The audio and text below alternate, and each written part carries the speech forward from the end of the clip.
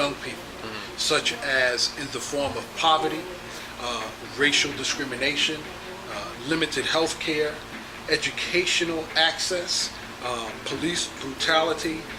For a young person in a community such as the inner city community, whereas they're being physically attacked, what can you tell those young people? Basically, if their question is, how do they avoid those obstacles that are staring them right in the face?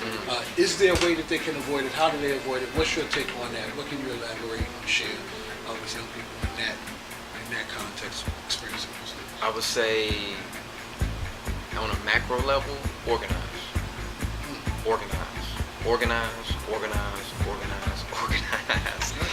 And that's from the elder Stokely behind me, looking over my shoulder.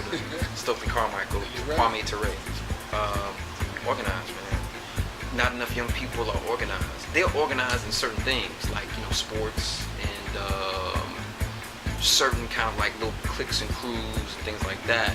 But organized as far as coming together, joining an organization. That's important. Joining an organization, man. Whether it be NAACP, whether it be something like Zoo Nation Hip Hop, whether it be Dream Defenders. They're doing great work, Dream Defenders. That's a great organization, youth-based organization involved in the Ferguson. Right. A number of other instances that have happened recently. But join an organization, something that is community-based, something that adheres to what you want to get into. If you're about the environment, join an organization that helps fight atrocities with the environment. If it's about police brutality, join something that deals with an organization that fights against police brutality.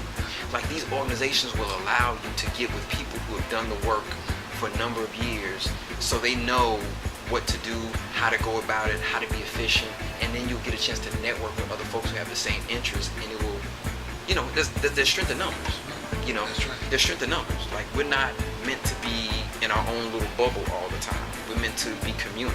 We're meant to converse with other people, cohabitate with other people, share ideas with other people. So that's what these organizations do, and they give you a sense of what the fight is actually about. Because you may think it's police brutality, but it really may be a structural, which it is, a structural system that disregards people of color and dehumanizes them in order to keep them in place.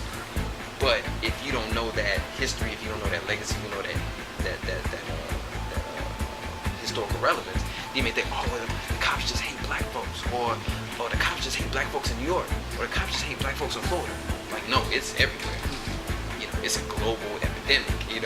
But if you don't study, if you don't read, if you don't dialogue with folks who know more than you, then you won't come to that conclusion. Or if you do, it'll take you a lot longer.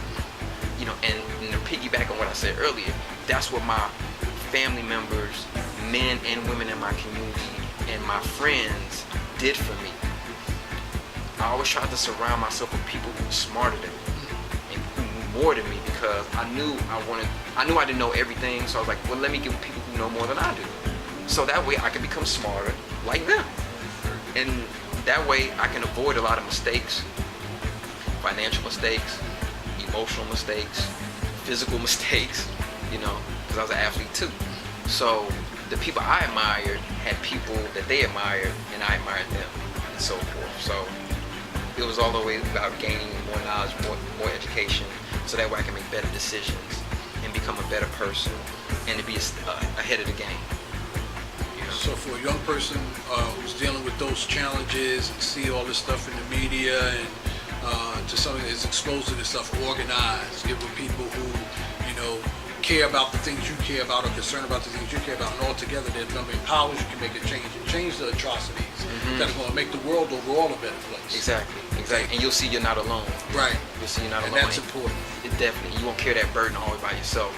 It's a burden that we all share, and you'll see that when you get with these organizations, and you'll see how structurally how things are set up, and it'll give you a template on how to go about fighting or resisting these things that happen in our community.